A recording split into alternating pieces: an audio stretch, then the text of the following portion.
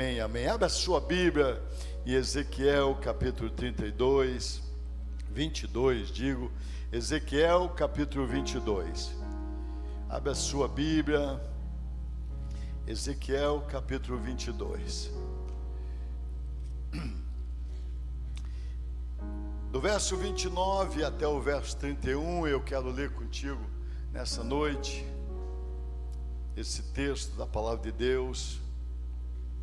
Ezequiel capítulo 22, do verso 29 a 31, está escrito assim: o povo da terra oprime gravemente e anda roubando, fazem violência ao aflito e ao necessitado, e ao estrangeiro oprimem sem razão. Busquei entre eles um homem que levantasse o muro, fala, levantasse o muro, e se pusesse na brecha perante mim por esta terra, para que eu não a destruísse, mas a ninguém achei. Por isto derramarei sobre eles a minha indignação, e os consumirei com o fogo do meu furor, fazendo que o seu caminho recaia sobre as suas cabeças, diz o Senhor Deus. Amém, amém. Pode estar assentado, querido. Deus estava falando através do profeta Ezequiel sobre Israel, sobre Jerusalém especificamente. Ele estava dizendo que eles estavam pecando muito, havia muita opressão, roubava o necessitado, oprimia as pessoas, os pobres, fazia tantas falcatruas ali, e ele fala que desde os príncipes até os religiosos, é o que ele está dizendo. E ele está dizendo mais do que isso, ele está dizendo que eu busquei entre eles um homem que levantasse o muro e se pusesse na brecha perante mim por esta terra, para que eu não a destruísse, mas a ninguém achei. Por isso derramarei a minha ira, porque o salário do pecado é sofrimento. Pois é, essa palavra, esse é o texto, deixa aberto aí. Eu quero nessa noite falar com você algumas coisas, mas eu queria falar sobre trincheira nessa noite. Você conhece trincheira, não? Deixa eu ver quem conhece aqui. Quem serviu o exército aqui? Deixa eu ver quem serviu ao exército brasileiro. Pouca gente. Pois é, você conhece trincheira então, né? Eu quero falar sobre trincheiras nesta noite. É isso, sobre trincheiras. Na Primeira Guerra Mundial, de 14 a 18, né, eu não sei se você sabe, foi uma guerra entre um grupo de nações da Europa contra outro grupo de nações da Europa. E tem algumas curiosidades muito fortes. Na segunda fase da guerra, da Primeira Guerra, Grande Guerra Mundial, foi chamada Guerra das Trincheiras, porque os soldados ficavam até um ano quase na trincheira. Já pensou? Dia e noite, sol e chuva, ficavam na trincheira, e era horrível aquele lugar. Então foi chamado Guerra das Trincheiras, porque eram várias nações, várias potências ali de um lado e do outro, e eles estavam lutando, guerreando, querendo vencer uns aos outros, né? E foi chamado Guerra das Trincheiras, e ali de uma maneira muito especial. Trincheira é antigo, mas muito especial, falou-se muito sobre trincheiras, porque era uma maneira de defender. Fala comigo, trincheira é uma maneira de se defender. Aleluia. É uma maneira de se proteger. Amém ou não amém? É isso mesmo. A Primeira Guerra teve alguns episódios interessantes. No Natal de 14, o pessoal da França e da Alemanha eram opostos ali, né? Mas eles fizeram uma trégua do Natal. E aí pararam a guerra e fizeram festa, comeram e beberam no dia 25 de dezembro de 14, e depois voltaram à guerra. Pois é, o Natal é uma bênção, né? É uma bênção muito grande, o nascimento de Jesus, a comemoração, e eles fizeram isso. Agora, eu estava conversando com o pastor Amil Daniel, qual a coisa mais importante para um soldado? Qual a coisa mais importante para o soldado? Ele me disse, pastor Amil Daniel está pregando em Resende, hoje não está aqui. Ele me disse que a coisa mais importante para o soldado não pode deixar de levar é a sua namorada e a sua enfermeira. Foi isso que ele aprendeu no exército. Levar para o campo de batalha a sua namorada e a sua enfermeira. Fala para o seu vizinho do lado aí. As mulheres, não sei como falar, mas fala assim: eu tenho que levar minha namorada e a minha enfermeira para o campo de batalha. Eu falei: o que é isso, Hamilton? Falou que a enfermeira para cuidar dele, para não deixar morrer, para protegê-lo, a enfermeira. E a namorada para lhe trazer vida. Sabe o que é a namorada? É a arma. Amém? Amém. Fala comigo, a coisa mais importante para um soldado. Você sabia disso? Não, deixa eu ver quem sabia disso. Ah lá, tem muita gente que sabia. Ele que me ensinou, não servia ao exército brasileiro. Queria, mas não pude, já estava com um punhado de obra fazendo, não deu.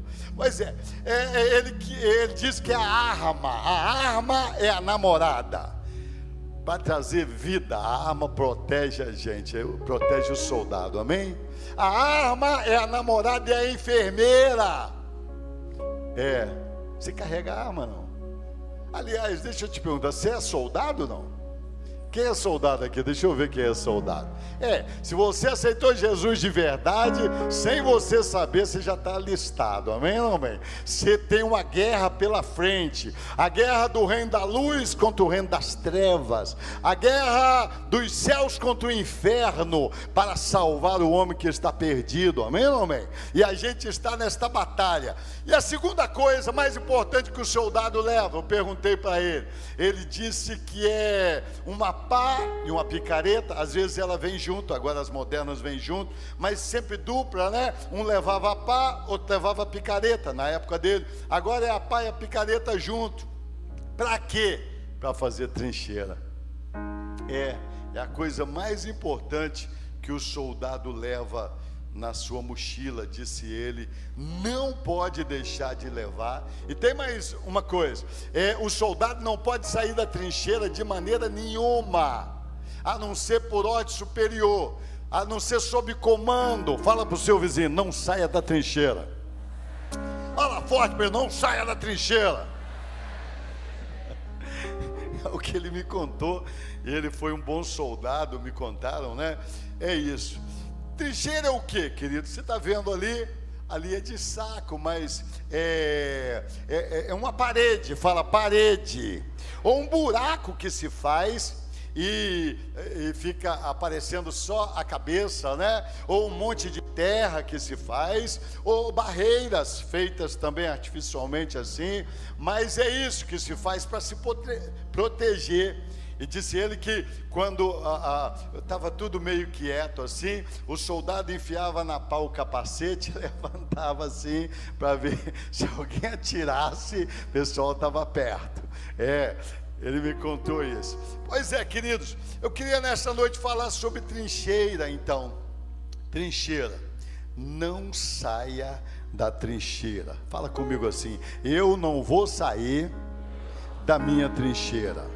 Esse texto que nós lemos aí é um texto muito especial. Tem 3 coisas só que eu quero tirar para nós nessa noite. 3 coisas. A primeira coisa que eu vejo nesse texto, olha bem, Deus quer salvar. Amém ou não amém? Amém ou não amém? Fala comigo: Deus quer salvar. Porque Deus está dizendo assim: eu não queria trazer sofrimento. Eu não queria. Está dizendo aí, mas eu fui obrigado a trazer, porque não teve ninguém que entrasse na brecha, fizesse o muro. Ele está dizendo: o salário do pecado é sofrimento, amém ou não amém? Sofrimento e morte. O pecado traz sofrimento. O Brasil está sofrendo porque o Brasil é um país cristão, 99% entre aspas, né? Não se sabe muito ao certo, muitos se dizem, mas não são. Mas o Brasil cristão, e aí começaram a fazer um punhado de leis contrárias à santa palavra de Deus, contrárias completamente à santa palavra de Deus. Uma minoria começou a se impor e ainda se impõe no mundo inteiro, ditatorialmente, impondo que não a liberdade é de Deus, amém ou não amém? Diga comigo: a liberdade é de Deus. Cada um faz o que quiser, toma a decisão que quiser, mas impor aos outros, a família dos outros, impor nas escolas, impor ensinos contrários à palavra de Deus, aí não. Proibir a Bíblia nos lugares, sei lá, tá, tudo bem, o Estado é laico, mas impor que seja ensinado coisas contrárias à palavra de Deus, aí não. E aí vem essa enxurrada de problemas sobre o Brasil. Vem essa enxurrada de problemas sobre o Brasil. Olha, queridos, estava acontecendo lá em Jerusalém. Não eram só os príncipes, os governos que estavam errando lá, também os sacerdotes, os profetas. Está aí acima aí falando sobre isso, e falando até que o muro deles era frágil, e o reboco, esse muro, essa trincheira que não estava suportando os ataques. A trincheira, então, é um lugar onde a gente se protege contra os ataques. Fala comigo, as trincheiras é a proteção contra os ataques. Aí esse texto está dizendo que é isso, que o povo estava em pecado, e aí veio o sofrimento. É lei espiritual. Fala comigo, é lei espiritual. Está lá repetido em Romanos capítulo 8, capítulo 6, 23, lá em Deuteronômio 28, tantos textos. Está dizendo o salário do pecado é morte. Amém? E entre a morte e o pecado tem o sofrimento. Fala comigo, o salário do pecado é a morte. A Bíblia inteira. Alguns, como Jó, que sofreram porque Deus estava provando a sua fé. Mas de uma maneira geral, na Bíblia, o sofrimento é consequência de pecado. Fala, o sofrimento é consequência de pecado. E aí Deus está dizendo que não queria trazer sofrimento, Ele queria salvar. Ele queria salvar. É isso que está escrito no texto. Deus queria salvar, mas não achou ninguém que se colocasse na brecha. Fala comigo, Deus quer salvar.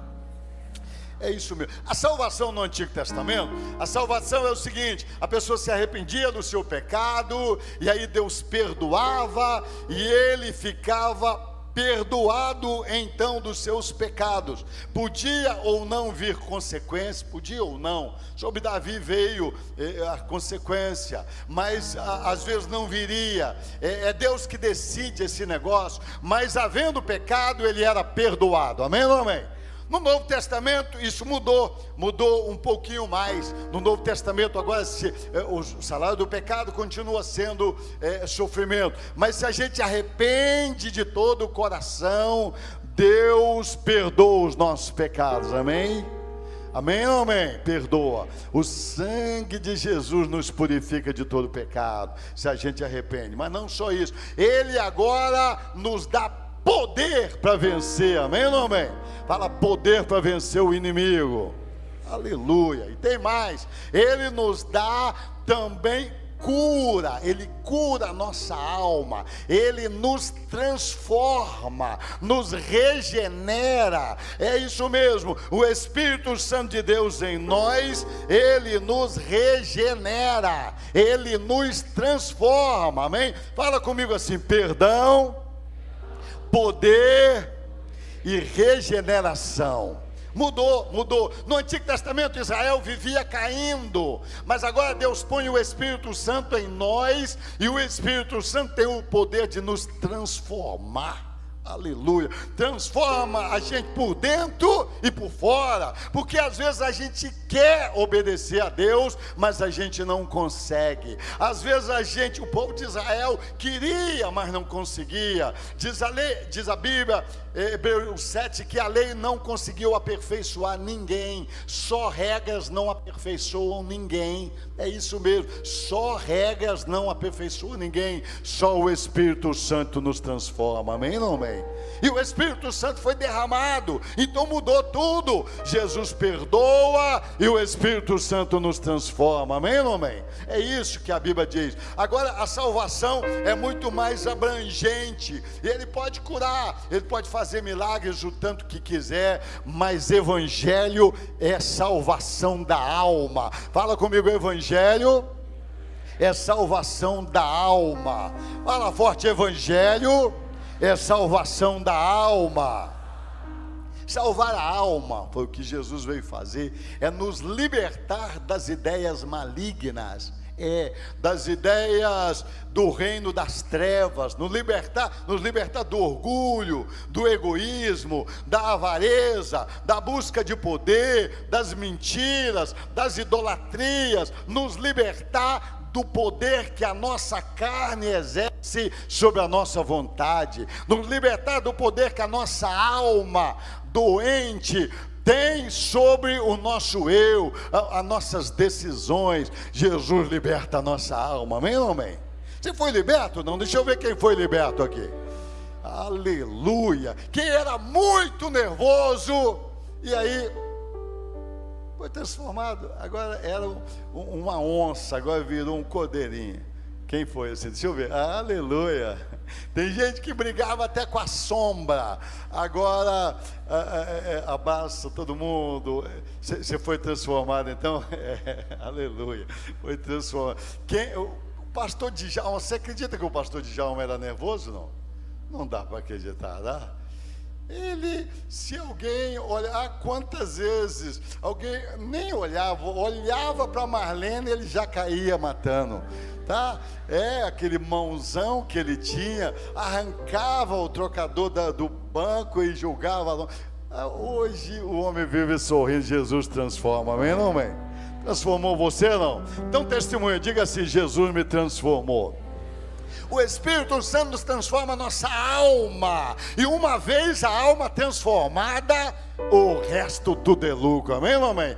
Quando você é transformado, ao invés de querer, você começa a dar, aí você começa a entrar no reino dos céus, amém ou amém? Quando você agora quer ser maior do que os outros, mas aí o Evangelho te transforma, e agora você aceita obedecer, você aceita ser menor, você aceita ser humilde, e aí começa a mudar tudo na vida, e você vivia reclamando, agora você está adorando, você nem sabe por que você está adorando, está duro, mas está adorando, está sem emprego, mas está adorando, aí a vida começa a mudar, amém ou amém? E você via as pessoas todo como inimigo, você via as pessoas todo imprestável, todo mundo errado, mas agora você vê você que está errado, você que é falho, e os outros são até muito melhores do que você, e aí a vida começa a mudar, o casamento começa a mudar, o relacionamento começa a mudar, a vida começa a tomar outro rumo, amém ou amém?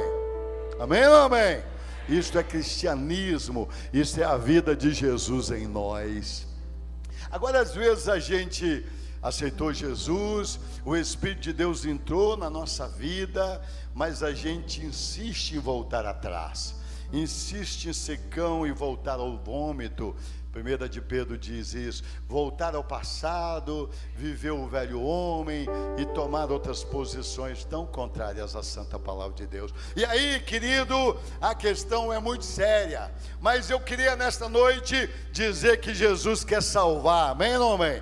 Jesus está sempre pronto a nos regenerar, a nos transformar pelo poder do seu Espírito. Levante a sua mão e fala assim: Jesus querido, eu quero ser parecido com o Senhor, eu quero ser humilde como o Senhor, eu quero adorar a Deus como o Senhor, eu quero servir ao próximo como o Senhor. Diga: Senhor Jesus, eu quero ser cristão de verdade, muda minha alma, liberta-me das ideias das trevas. O diabo apareceu lá no Éden e seduziu Adão e Eva para que eles fossem grandes, do tamanho de Deus e tal, e aí arrumou aquele problema imenso para a raça humana, não é verdade? Agora, querido, Deus quer salvar então, amém? Amém ou não amém? Diga comigo: Deus quer salvar. Ele está dizendo aqui no texto, se tivesse, o que é preciso para Deus salvar? Olha o texto aí que está dizendo: busquei entre eles, verso 30, um homem que levantasse o muro e se pusesse na brecha perante mim por esta terra, para que eu não a destruísse, mas a ninguém achei. Olha que interessante.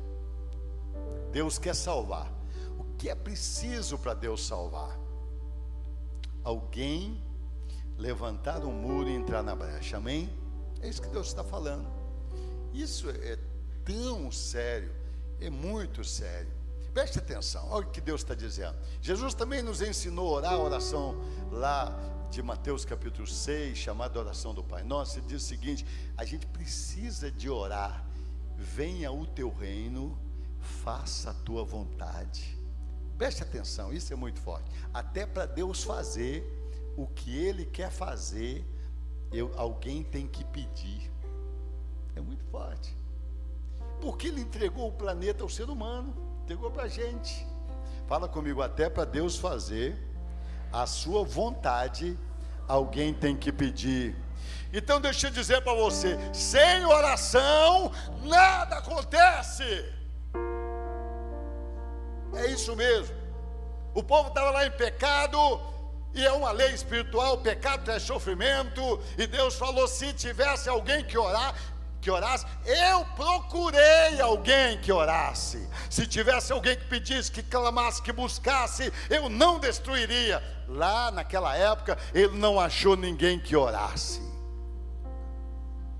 Olha, querido, como isso é importante. Você que tem o seu momento lá no monte de oração. Quem tem aqui momento lá no monte de oração? Amém, amém, amém.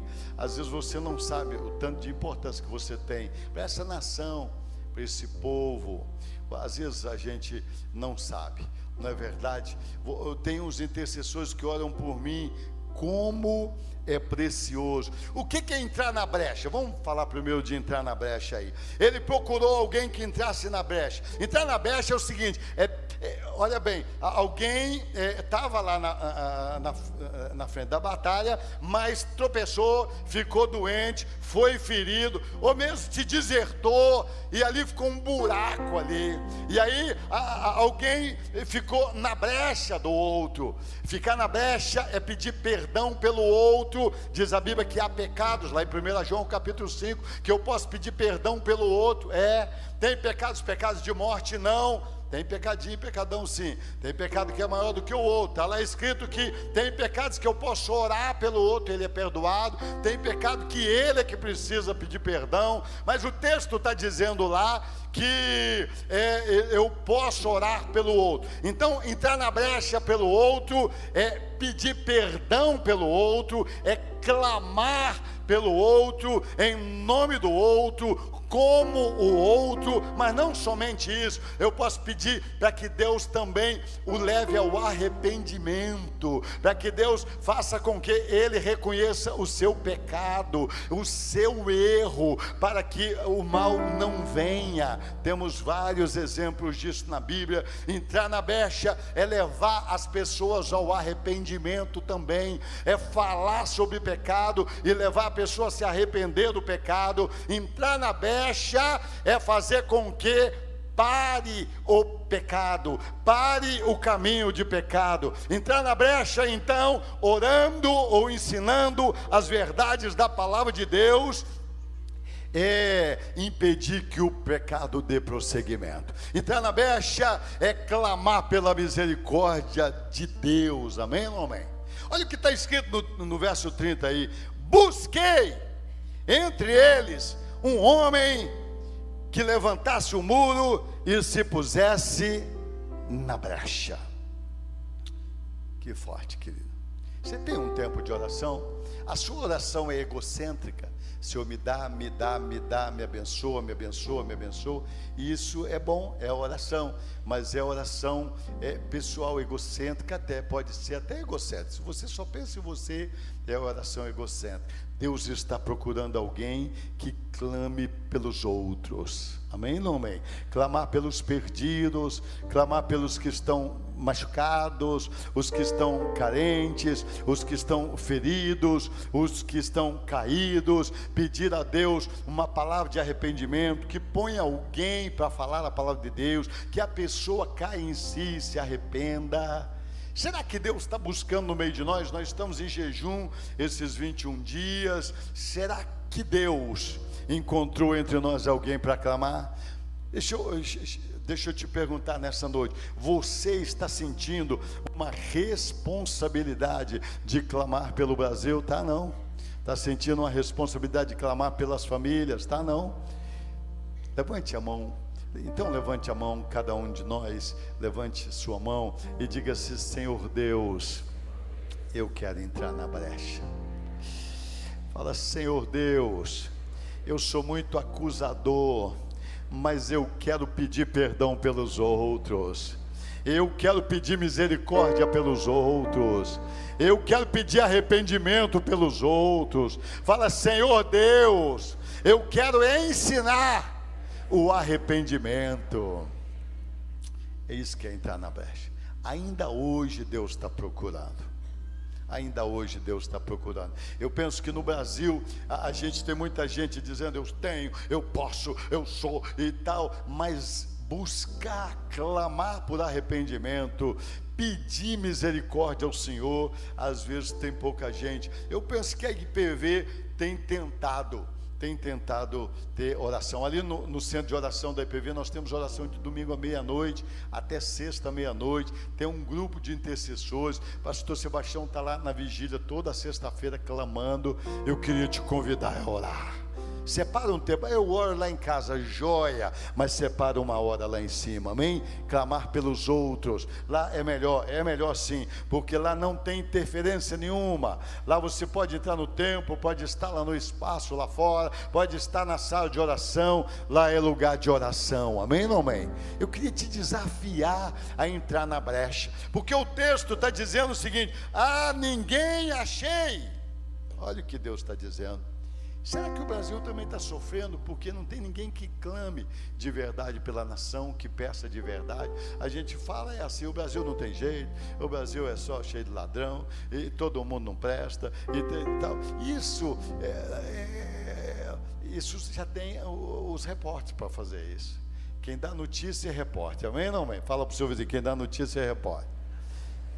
E quem ora é soldado de Jesus. Fala para ele. Fala com ele: quem dá notícia é repórter, e quem ora é soldado de Jesus. Não, chega de repórteres, tá bem? Aliás, tem feito um mal tremendo, porque profetiza desgraça sobre a nação constantemente. É preciso de orar. As pessoas não sabem o que fazem. Quando Jonas não queria Nínive, Deus falou para ele pregar arrependimento. Deus falou para ele: precisa ir lá. Este é um povo, e era um povo muito desenvolvido na época. Ele disse: esse povo não sabe discernir entre a sua mão direita e a sua mão esquerda. Olha que forte. Não sabe nada do mundo espiritual, de Deus, da palavra de Deus. Pensa que estão fazendo a coisa mais certa do mundo, tirando discriminações, tirando isso, aquilo, ou ajudando o sofrimento das pessoas, dizendo que um punhado de coisa é doença, ou dizendo que um punhado de coisa é normal. Mas a verdade é que precisa de alguém clamar e ensinar a palavra de Deus, amém? Queria te desafiar nessa noite a entrar numa célula, a fazer a escola de servos e a começar a ensinar a santa palavra de Deus, amém? Na sua casa, com os seus filhos, para os seus amigos. Senta com 2 ou 3 na hora do almoço lá, pode falar do time uns 2, 3 minutos, e a meia hora seguinte fala da palavra de Deus, amém? Não, amém? Pode falar das coisas da viagem que você fez, do feriado joia, mas fala das verdades de Deus, porque é isso que a Bíblia nos convida a fazer. Nesse texto, Deus está dizendo assim: eu busquei alguém. Olha o que está escrito no texto aí, vê se na sua Bíblia está dizendo isso. Busquei entre eles um homem. É muito forte. Uma pessoa, pelo menos, que orasse de verdade, que clamasse de verdade, que se colocasse na brecha, que pedisse perdão por essa nação, que clamasse por arrependimento, que pedisse Deus para agir. Porque se não clamarmos o Espírito Santo para convencer, as pessoas não são convencidas do seu pecado. Não, acha tudo normal. Olha, querido, eu queria terminar essa parte dizendo que tudo é através da oração, viu? No Novo Testamento também, Jesus veio trazer salvação, era o Filho de Deus, mas passava a noite orando, amém? E o dia ele passava ensinando as verdades de Deus, ensinando o que o pecado pode trazer. É isso mesmo. A salvação é através da oração, amém? Alguém arrepende e confessa os seus pecados e pede perdão. Fala comigo, a salvação é através da oração. Passar o sangue de Jesus em na nossa vida, na nossa casa, nossa boca. Se deu um dia desse aí, como a libertação lá do Egito, é através da oração, amém? Eu creio em Jesus, Jesus morreu para me salvar, e o sangue de Jesus me purifica de todo pecado, o sangue de Jesus protege a minha vida, o sangue de Jesus me liberta, liberta a minha boca, liberta o meu ouvido, liberta a minha mente, amém ou amém? É através da oração, é isso mesmo. Pregar a palavra de Deus, levar ao arrependimento também, só através da oração. Por quê, querido? A gente não consegue convencer nenhum filho da gente, um filho pequeno, só pelo Espírito Santo de Deus, amém? Sociologia ensina que ninguém convence ninguém. A gente pode levar, ninguém muda ninguém, digo. A gente pode levar a pessoa, convencer a pessoa, e aí tem o Espírito Santo, a pessoa a se mudar, mas a gente não muda ninguém, é isso mesmo, só pela oração. Lá em Efésios capítulo 6 fala sobre isso, que é a oração. Eu queria terminar então falando da trincheira. Olha bem, tudo é através da oração. Entrar na brecha, fala comigo, entrar na brecha é orar e ensinar as verdades de Deus. Fala, entrar na brecha é levar ao arrependimento. Aleluia. Essa é uma igreja viva, amém? Você está envolvido na brecha aí, não? Deixa eu ver, quem está envolvido na brecha? Você está numa célula, você está pregando a palavra, você ora pelas pessoas, amém ou amém? Nós somos uma igreja viva. Presbítero Ulisses, me perdoa, domingo que vem eu te recebo, viu? Agora que eu lembrei aqui, viu? Me perdoa, anotei, mas não li, me perdoa. Olha bem, é preciso uma trincheira antes. Olha o texto que está dizendo, olha. Busquei entre eles um homem que, ajuda aí, levantasse o muro e se pusesse na brecha. Antes de abençoar os outros, de pregar o evangelho para os outros, de orar pelos outros, é preciso entrar na brecha, amém? É preciso fazer um muro. Tem muita gente tentando salvar os outros e perdendo a família. Tem muita gente tentando levar a salvação, levar a palavra de Deus e se machucando, sendo atacado. E fazer o muro é justamente fazer uma trincheira. É isso a palavra de Deus para nós nessa noite. Imagina um soldado de um reino, de uma nação, um soldado brasileiro. Diz o seguinte: eu estou trabalhando para o Brasil, estou trabalhando para o reino tal, e então o reino tem que me proteger. Eu estou lutando pelo reino, eu estou buscando as pessoas para ser salvo, o reino tem que me proteger. Não. O que o rei faz? O que a nação faz por uma pessoa? No reino de Deus, o rei deu o seu sangue, amém ou amém? Fala comigo, o rei deu o seu sangue para nos salvar. Agora, o reino, a nação dá a arma, amém ou amém? Dá a arma não? Dá, a nação dá a arma, a nação dá a armadura. Hoje a veste ali, né? O coturno, o capacete, dá a armadura. Naquela época era espadas, então a armadura muito mais pungente. O reino dá a arma, o reino dá a armadura, o reino dá comando competente, amém ou amém? Dá ensino como guerrear, dá ensino, amém? Tem ensino como guerrear, como enfrentar, mas cavar a trincheira é comigo e com você. Fala comigo, cavar a trincheira é comigo. O que é que vem antes da oração? O que é que vem antes da oração? Jesus falou, lá em Mateus 26, 41, Jesus falou o seguinte, olha, Jesus falou, vigiai e orai, para que não caiais em tentação. Não sejais atingidos pelas tentações do diabo, pelos ataques do maligno. Vigiar. Amém? Vigiar. Amém ou não amém? Vigiar. Lá em 1 Pedro 5,8 também está escrito: sede sóbrios, vigiai, porque o diabo, o vosso adversário, anda em derredor de vós, procurando a quem possa tragar. Mas vigiar como? Vigiar em quê? Ser sóbrio em quê? Deixa eu dizer para você um outro texto e você vai se recobrar. Lá no Salmo 34, 18, a Bíblia está dizendo que Deus não deixa de ouvir um coração quebrantado. Segundo Crônicas, capítulo 7, verso 14, está escrito: se o meu povo, que se chama pelo meu nome, se humilhar e orar, e buscar a minha face, e se converter dos seus maus caminhos, então eu ouvirei dos céus, perdoarei os seus pecados e sararei a sua terra. Vigiar para não deixar de ser humilde. É isso mesmo. Deixa eu dizer para você uma coisa.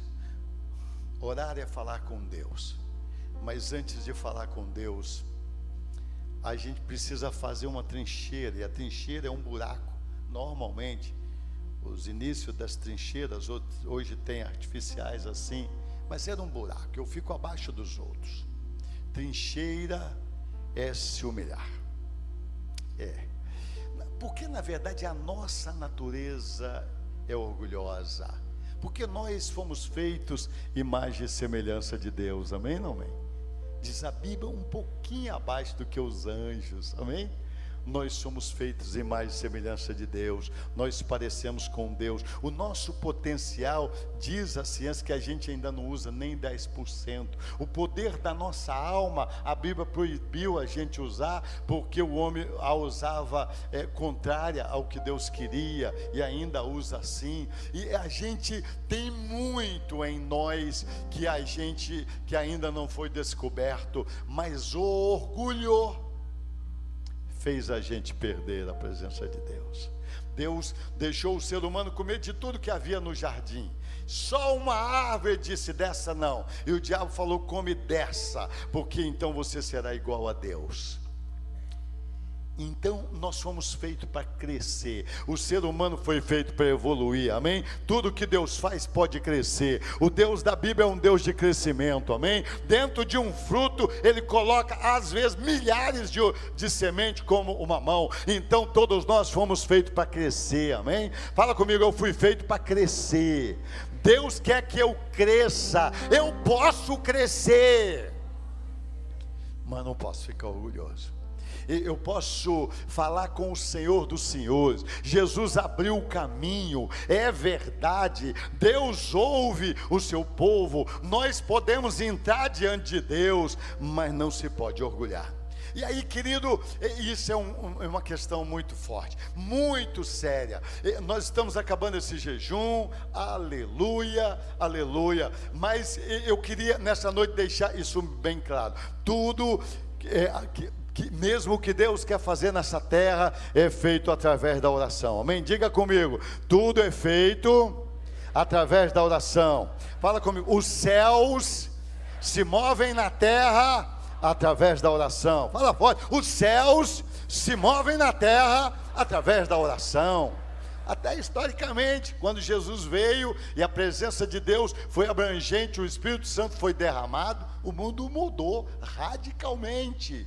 Quando lá pelo século 18, né, quando a Inglaterra também começou a orar, a França começou a orar, teve uma reunião de oração 24 horas por dia que durou 100 anos. Os morávios começaram a orar para Deus mudar o mundo, para Deus mudar o mundo, para Deus mudar o mundo. E aí veio a Revolução Francesa, veio a Revolução Industrial, é isso mesmo. Toda vez que o povo de Deus começa a orar, muda um punhado de coisa. Estou te falando. É isso mesmo, na história, a história de Israel é assim. Quando a igreja começa a orar, quando o povo começa a clamar a Deus, Deus abre os céus, amém ou não amém? É isso mesmo. Depois de 1912, né, mas aí também levanta o ataque do inferno, né? Sempre levanta, mas o Senhor traz a sua vontade à terra, vem o seu reino à terra, amém ou não amém? Amém ou não amém? Tudo é feito através da oração. Tudo é feito assim, Deus faz o que Ele quiser. Amém? Ele é o Senhor. O ser humano tem o seu potencial, o seu poder de ação, mas os céus agindo na terra só através de oração. Amém? Deus entregou o planeta ao ser humano, e agora para ele interferir, eu tenho que orar. Amém ou não amém? Para o diabo não interferir, eu tenho que orar, porque o diabo é ladrão, interfere onde não pode. E para eu também saber como agir, eu tenho que orar. Para eu ser transformado, eu tenho que pedir Deus, porque só o Espírito Santo transforma. Então a oração é uma chave. Agora, antes da oração, é preciso fazer uma trincheira. Diz a Bíblia Sagrada, por exemplo, lá em 1 Pedro capítulo 3, verso 7, que se o homem não for humilde e não tratar a sua mulher bem, as suas orações não são ouvidas. Olha que coisa. Então não basta só orar, tem que fazer algo antes. Forte isso, muito forte. A Bíblia está dizendo: se o meu povo que se chama pelo meu nome se humilhar e orar. E aí eu quero te convidar, fica de pé. Jesus falou sobre isso em Mateus capítulo 18, do 9 a 14, presta atenção. Ligado aqui, por favor, não saia da trincheira, é muito fácil sair. Jesus falou que tinha no templo, mostrou uma pessoa no templo que dizia: eu não faço isso, eu não peco nada, eu dou dízimo mais do que todo mundo, eu sou perfeito. Jesus que ele não recebeu nada. E o outro estava lá, não tinha coragem nem de olhar para o céu, dizendo: eu sou tão falho, tem misericórdia de mim. E disse Jesus que ele foi justificado e recebeu sua resposta. Mas os nossos dias, queridos, são tão cheios de orgulhos, não é verdade? Cada um se acha superior aos outros. Foi feita uma pesquisa nos Estados Unidos. Quem se achava os 2% melhores, superiores aos outros, 98% dos entrevistados, 98% se achavam os 2% melhores. 98% dos entrevistados se achavam melhores. As pessoas estão presas por causa de orgulho. As pessoas entram nas drogas por causa de orgulho, às vezes. Os casamentos se acabam por causa de orgulho. As brigas são por causa de orgulho. As guerras, está lá em Tiago 4. É preciso fazer uma trincheira. Fala comigo, é preciso, Traviões, fazer uma trincheira. Deus rejeita o soberbo. Está lá escrito na Bíblia. Já pensou Deus nos rejeitar? Você está falando, ele nem está aí. Parece que o céu está de bronze. O que é ser soberbo? É se achar acima dos outros, superior aos outros. E a gente, só de ser crente, agora encontramos a verdade, o Espírito de Deus habita em nós. É um perigo a gente começar a achar superior aos outros. A gente foi alcançado pela misericórdia de Deus, e agora a gente começa a achar superior aos outros. E aí a gente começou a buscar, humildemente buscar, aí recebeu o batismo com o Espírito Santo, aí começa a achar superior aos outros. E aí a gente não sabia nada, ele ensinou a palavra, e agora a gente está falando a palavra, aí a gente começa a achar superior aos outros. É um perigo. O orgulho está sempre nos rodeando, porque faz parte da nossa natureza, porque nós fomos feitos para crescer. Mas disse Jesus que quem quiser ser o maior, seja o menor, seja o que serve. Eu sei que é difícil, completamente antagônico aos nossos dias, tão cheio de orgulho, de vaidade. Eu queria nesta noite, querido, te desafiar a viver esse quebrantamento. E eu volto a dizer, a fazer um buraco. Faz um buraco para se proteger, porque o orgulho derrubou até o querubim. O orgulho fez o pessoal perder o jardim do Éden. Mereço mais, sou muito melhor.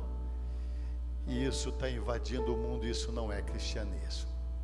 A primeira coisa que Jesus pregou nessa terra, Mateus 5,3, é bem-aventurados os humildes, porque deles é o reino dos céus. Quando a gente se coloca, a Bíblia diz que todos nós somos iguais, não há ninguém maior do que o outro, nem melhor do que o outro, mas cada um tem as suas qualidades e cada qualidade reflete um defeito, tá? A pessoa é muito ágil, é precipitado, a pessoa é muito manso, é mole. Cada qualidade reflete um defeito. Ninguém é esse super-homem, essa perfeição toda. Olá, queridos, a paz do Senhor Jesus. Mais uma vez nós estamos juntos aqui. Eu quero orar por você. Que palavra abençoada, né? Nós estamos aqui nesse contato, o bispo está lá orando pela igreja. Nós estamos aqui com o Ministério da Comunicação orando especialmente por você. Eu queria perguntar para você a pergunta que não quer calar nessa noite. Você já construiu sua trincheira? Você se coloca na brecha? Mais do que isso, muito mais do que isso, você tem orado, buscado ao Senhor? Eu sei que são quase uma centena de pessoas nos assistindo agora, assistindo esse culto tão abençoado, e eu quero perguntar a você, você fala com Deus? Você tem um relacionamento com Jesus? Você já tem um relacionamento estreito com Ele? Você já tem Ele como Salvador da sua vida? Pois é preciso esse relacionamento, e é a gente que se achega a Deus, viu? Diz a Bíblia, achegai-vos a Deus e Ele se achegará a vós. É a gente que vai ao Pai. É a gente que busca a Deus. Deus amou o mundo, diz a sua palavra, de uma maneira tão grande, tão imensurável, que deu Jesus Cristo, seu Filho, para nos salvar. Agora, esse relacionamento é com a gente. Agora é com a gente. Separa um tempo de oração, separa um tempo a falar com Deus, mas um tempo de qualidade, um tempo de relacionamento com o seu Pai, em nome do Senhor Jesus Cristo. Vigie. Vigiai e orai, viva em santidade, busca viver uma vida digna diante de Deus. Eu quero orar por você, eu quero me colocar na brecha por você, eu quero estar atrás da trincheira por você nesta noite, abençoar sua vida, abençoar você através da oração, da autoridade que Ele me deu. Mas eu quero desafiar você. Se você já tem Jesus como Senhor, busque um relacionamento melhor. Eu quero buscar um relacionamento melhor com meu Pai. Levante uma trincheira, se proteja dos dardos inflamados do inimigo, das setas que voam de dia e de noite. Deus tem muito mais para nós. Vamos orar? Vamos falar com Deus? Pai, eu quero te louvar pela tua santa palavra, te louvar, Senhor, por essa ministração tão tremenda que o Senhor colocou no coração do teu filho. Te louvar porque o Senhor fala conosco, o Senhor tem nos abençoado tanto. Nós queremos, Senhor, te louvar pelo teu filho Jesus Cristo, que morreu na cruz do Calvário em nosso lugar. Eu quero, Senhor, abençoar este teu filho, essa tua filha, que ainda não tem um relacionamento profundo com o Senhor, mas que quer ter, que está buscando ter. Espírito Santo de Deus trabalha, impulsione-os a fazer a tua vontade e somente a tua vontade. E nós que já te conhecemos, Pai, nós queremos ter um relacionamento melhor com o Senhor, nós queremos aprofundar mais nesse relacionamento, nós queremos nessa noite levantar a trincheira e nos proteger, Pai, do inimigo, e orar, e lutar pelos outros através da oração, e lutar pelas vidas, pelas famílias, pelo Brasil, através das nossas orações.